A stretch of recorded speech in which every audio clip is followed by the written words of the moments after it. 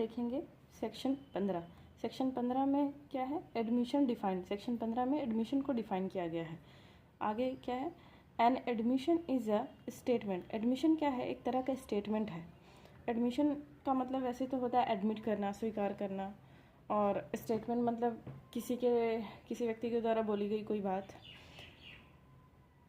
जो कि ओरल और डॉक्यूमेंट्री और कंटेन इन इलेक्ट्रॉनिक फॉर्म। और स्टेटमेंट ज़रूरी नहीं है कि सिर्फ ओरल ही हो, बोल कर दिया गया हो, वो लिखित में भी हो सकता है या इलेक्ट्रॉनिक फॉर्म में भी हो सकता है, जैसे कि रिकॉर्ड करके, वीडियो रिकॉर्ड करके, टाइप करके। तो वो सारे स्टेटमेंट जो है एडमिशन होगी। विच सजेस्ट, और एक कंडीशन भी है आगे कि विच सजेस्ट का मतलब होता है सीधे तौर पर ना कह के किसी बात की तरफ इशारा करना। एनी इन्फ्रेंस इन इशू और रिलेवेंट फैक्ट के निष्कर्ष की तरफ इशारा करता हो जो स्टेटमेंट, वो एडमिशन होगा। And which is made by any of person, और एडमिशन जो है, स्टेटमेंट जो है किसी भी पर्सन के द्वारा दिया गया हो और अंडर द सर्कमस्टांसेस, और उस परिस्थिति में दिया गया हो हेयर एंड आफ्टर मेंशन, जो आगे जिसका जिक्र किया गया है। अब देखते हैं सेक्शन 16। सेक्शन 16 में कह रहा है admission by a party to proceeding और हिज एजेंट। एडमिशन जो है दिया जाता है पार्टी टू द प्रोसीडिंग। सबसे पहले तो जो किसी केस में जो पार्टी है उनके द्वारा एडमिशन दिया जा सकता है, और हिज एजेंट, और उनके द्वारा, अगर पार्टी के द्वारा किसी को ऑथोराइज़ किया गया है, किसी को अधिकार दिया गया है उनके बिहाफ पे एडमिशन देने का, तो उनके एजेंट के द्वारा भी एडमिशन दिया जा सकता है। सेक्शन 16 के सब सेक्शन 1 में क्या कह रहा है कि statement made by a party to the proceeding.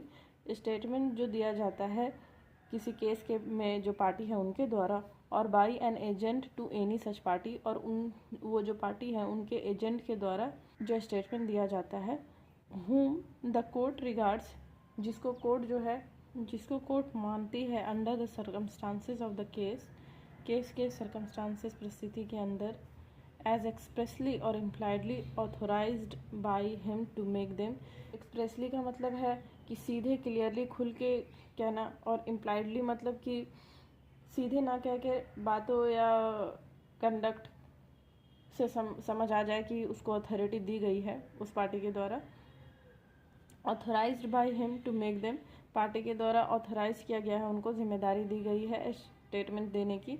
Sub section 2 में क्या कह रहा, और किसके द्वारा स्टेटमेंट दिया जाएगा, और किसके द्वारा दिया गया स्टेटमेंट जो है एडमिशन होगा। सबसे पहले तो हमने सब सेक्शन 1 में देखा कि पार्टी टू द प्रोसीडिंग और agent to any such party जो है उनके द्वारा दिया गया स्टेटमेंट जो है एडमिशन होगा। फिर हम सब सेक्शन 2 में देख रहे हैं कि स्टेटमेंट जो है दिया जाता है party to the suit, suing और sued in a representative character. जो किसी केस में जो पार्टी है, स्विंग और स्यूट का मतलब कि पार्टी जिन पे केस किया गया है या जिनके खिलाफ केस किया गया हो, रिप्रेजेंटेटिव कैरेक्टर में मतलब पार्टी के बिहाफ पे, वो उस पार्टी के द्वारा जो स्टेटमेंट दिया जाएगा वो एडमिशन नहीं होगा, अनलेस, जब तक they were made while the party making them held that character. जब वो उस कैरेक्टर में होंगे, रिप्रेजेंटेटिव के कैरेक्टर में होंगे, तभी जो उनके द्वारा स्टेटमेंट जो दिया जाएगा वो एडमिशन होगा। अगर उनको वो रिप्रेजेंटेटिव के कैरेक्टर से जब अगर उनको हटा दिया गया है तब उनके द्वारा एडमिशन दिया गया जो होगा स्टेटमेंट, वो एडमिशन नहीं होगा। सब सेक्शन 2 का क्लॉज 1 में देख लिया हमने। क्लॉज 2 के सब क्लॉज ए में देखेंगे कि person who have any proprietary और pecuniary interest in a subject matter.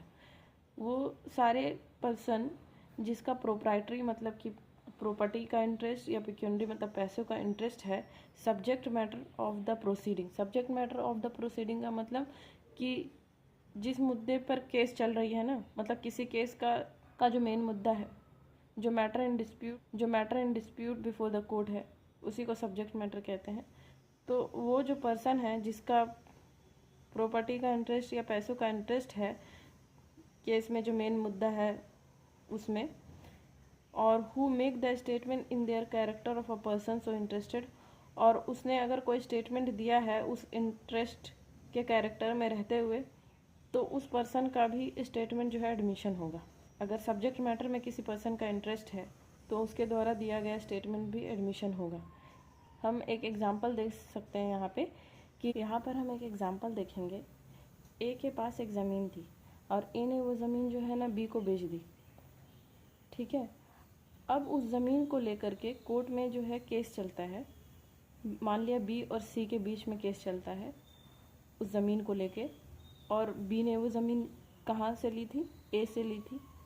तो यहाँ बी जो है इस सूट में पार्टी है और ए वो पर्सन है जिससे बी ने जो है वो ज़मीन खरीदी, जो कि सब्जेक्ट मैटर है किसी केस में। तो यहाँ पर जो ए का स्टेटमेंट होगा वो एडमिशन होगा इस केस में। If they are made during the continuation of the interest of the person making the statement, अगर जो स्टेटमेंट जो है दिया जाएगा तभी वो स्टेटमेंट एडमिशन होगा। जब वो इंटरेस्ट के कैरेक्टर में रहते हुए वो इंसान जो है स्टेटमेंट देगा तभी एडमिशन बनेगा। इंटरेस्ट में रहते हुए उस इंसान को एडमिट करना है। सेक्शन 17 में क्या है? Admission by a person whose position must be prove against party to the suit. उस इंसान के द्वारा भी एडमिशन दिया जा सकता है जिसका पोजीशन जो है मस्ट बी प्रूव करना ज़रूरी है as against party to the suit. किसी सूट में जो पार्टी है उसमें से किसी एक के द्वारा किसी एक के अगेंस्ट किसी इंसान का पोजीशन जो है प्रूव करना ज़रूरी है, तो उस इंसान के द्वारा भी एडमिशन दिया जा सकता है। Statement made by a person whose position और लायबिलिटी, स्टेटमेंट उस इंसान के द्वारा दिया गया स्टेटमेंट जिसकी स्थिति और जिम्मेदारी जो है नेसेसरी है, it is necessary to prove against any party to the suit. Suit के किसी पार्टी के अगेंस्ट प्रूफ करना ज़रूरी है के द्वारा दिया गया स्टेटमेंट जो है एडमिशन होगा। जब उसका लायबिलिटी और पोजीशन जो है किसी केस में किसी पार्टी के अगेंस्ट प्रूफ करना ज़रूरी है, उस पोजीशन में रहती है, तभी उसके द्वारा दिया गया स्टेटमेंट जो है एडमिशन होगा। यहाँ पर हम एक एग्जांपल देख लेते हैं। इलस्ट्रेशन में देखते हैं A undertake to collect rent for B.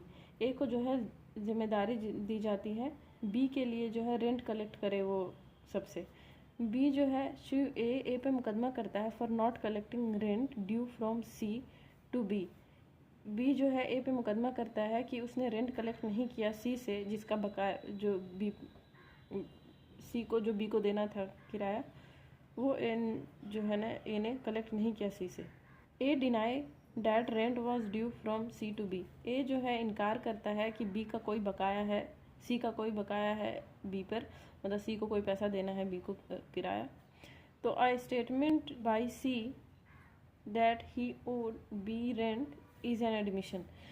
तो जो स्टेटमेंट सी के द्वारा दिया जाता है कि हाँ उसको जो है उस पर बकाया है बी का रेंट, तो ये जो है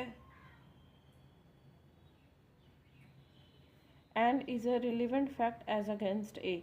तो ये जो है एक रिलेवेंट फैक्ट है ए के अगेंस्ट।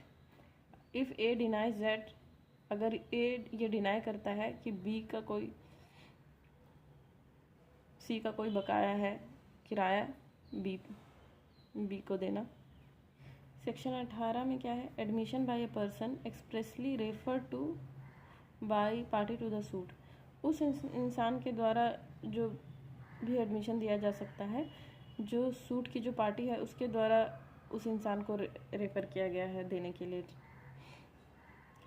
फॉर एग्ज़ाम्पल, जैसे कि कोई पार्टी कहती है कि इस बारे में इस आदमी से पूछ लो, देन उस आदमी